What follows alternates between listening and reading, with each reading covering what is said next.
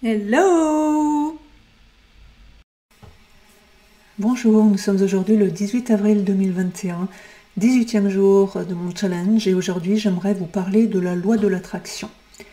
Et en particulier, pourquoi la loi de l'attraction ne fonctionne pas toujours. En fait, la loi de l'attraction est un phénomène qui est devenu particulièrement populaire ces dernières années. Vous n'avez pas pu passer à côté. Il y a tellement de livres maintenant dans les librairies qui ne traitent que de ce sujet. Et en fait, cela fait probablement suite au film Le Secret, qui est un film absolument extraordinaire, dans lequel on apprenait que nous sommes créateurs de notre vie, créateurs de notre environnement, créateurs de finalement tout ce qui nous arrive. Et c'est totalement vrai. Sauf que ce film, finalement, c'était qu'un vernis. Il ne dévoilait pas tout ce qu'il fallait faire pour y arriver. En tout cas, déjà, à partir de ce film, il y a plein de gens qui ont commencé à mettre en pratique ce qu'ils ont appris, à être positifs, à travailler sur cette loi, en faisant des tableaux de visualisation, par exemple, en travaillant sur des mantras, en envoyant des demandes à l'univers, ou même, pour peut-être les plus avancés, à travailler sur les émotions. Et en tout cas, sur ce que nous pourrions ressentir à partir du moment où notre objectif est atteint. Maintenant, en fait, c'est pas si simple, parce qu'il est clair que quand on émet une intention, l'intention elle-même permet de dire ce que l'on veut avoir, ou ce que l'on veut être, ou ce que l'on veut faire. Et en fait, c'est une déclaration, c'est une affirmation. Et déjà en tant que telle, c'est une commande, une demande à l'univers, à quelque chose qui est bien plus grand que nous. Mais le souci, c'est que effectivement, nous avons plein d'intentions. On a envie d'un tas de choses, mais ce dont nous n'avons pas conscience, c'est que bien malheureusement, ces intentions sont contrecarrées bien souvent par des contre-intentions. Et ces contre-intentions, elles renient et annulent nos intentions, et nous n'en avons pas toujours conscience. Et le fait est que beaucoup de personnes travaillent effectivement sur leurs émotions, sur ce qu'ils pourraient ressentir en cas de succès, mais très peu travaillent justement sur ces contre-intentions. Et du coup, il y en a beaucoup qui ont fini par conclure que la loi de l'attraction, ça fonctionne pas, que c'était une mode New Age, sans fondement, alors que pas du tout. C'est vraiment une loi qui fonctionne quand on la travaille comme il se doit.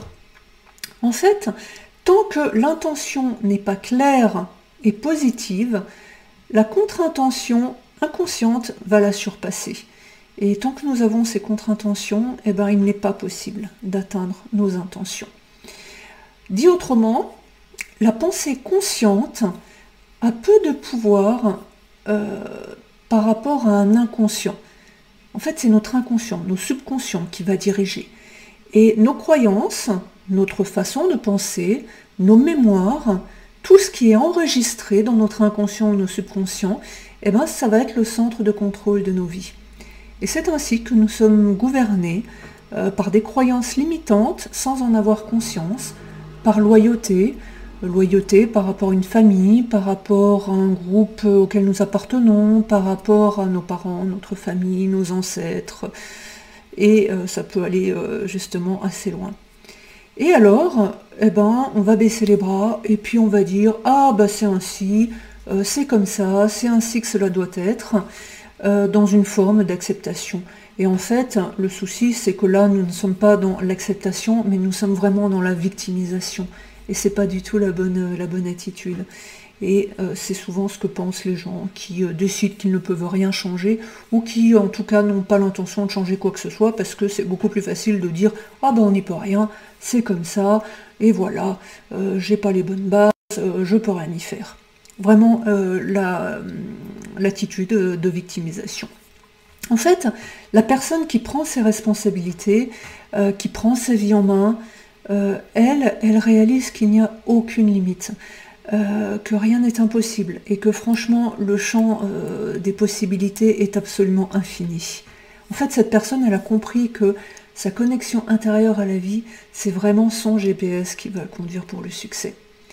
Et en fait, nous avons tous en nous le pouvoir de changer ce qui ne nous convient pas et de ne pas accepter que les choses soient telles qu'elles sont. En fait, les choses ne sont pas comme elles sont. Les choses sont comme nous acceptons qu'elles soient.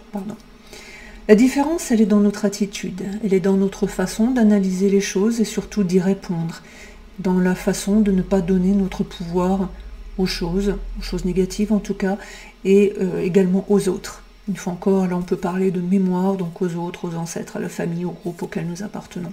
Alors je dis pas que c'est simple, mais d'ailleurs c'est aussi la raison pour laquelle j'avais fait cette vidéo hier concernant le fait que nous devrions tous avoir un coach, parce que c'est dans un accompagnement où on peut voir les choses de façon différente, où on va travailler justement sur ces croyances limitantes.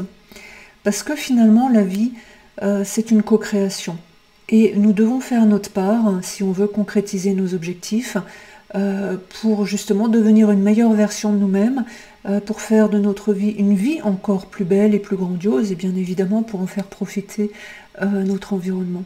Alors la question à se poser, c'est vraiment, qu'est-ce que je peux faire aujourd'hui pour rendre ma vie plus belle demain, ce mois-ci, cette année, dans 5 ans, et donc de le faire.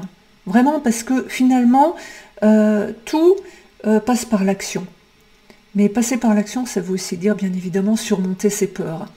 Parce que il faut avoir à l'esprit que dès que nous commençons quelque chose de nouveau, les peurs commencent à s'immiscer et puis pourraient nous empêcher d'avancer. Mais en fait, la peur, elle est juste un indicateur comme quoi nous sortons de notre zone de confort, et dans ce cas, c'est justement ce qu'il faut, puisque si on veut voir grand, ou si on a peur, c'est que justement on voit grand, et c'est ça qui est très positif, et qui nous permet justement de dépasser nos limites. En fait, je reviens à ce que nous disions avant, c'est que quand nous doutons, ou que nous remettons tout en question plutôt que de passer à l'action, c'est que nous ne sommes pas clairs sur nos intentions, et donc sur nos contre-intentions, sur notre capacité d'attirer ce que nous voulons dans la vie. Le sens que nous donnons à un événement, finalement, correspond à la croyance qu'il a attirée. Dès lors que nous changeons nos croyances, nous changeons notre réalité. Et la spiritualité est justement la source d'énergie de la vie.